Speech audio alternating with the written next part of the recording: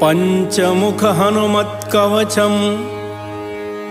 ॐ अस्य श्री पंचमुख हनुमन्मन्त्रस्य ब्रह्मा ऋषिः गायत्री छन्दः।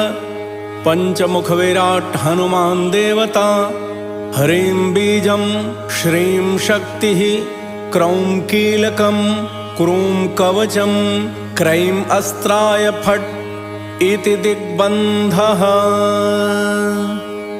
गरुड उवाच अथ ध्यानं प्रवक्ष्यामि शृणु सर्वाङ्गसुन्दरं यत्कृतं देवदेवेन ध्यानं हनुमतः प्रियं। पञ्चवक्त्रं महाभीमं त्रिपञ्चनयनैर्युतं बाहुभिर्दशभिर्युक्तं सर्वकामार्थसिद्धिदं। पूर्वं तु वानरं वक्त्रं कोटिसूर्यसमप्रभं दंष्ट्राकरालवदनं भ्रिकुटीकुटिलेक्षणं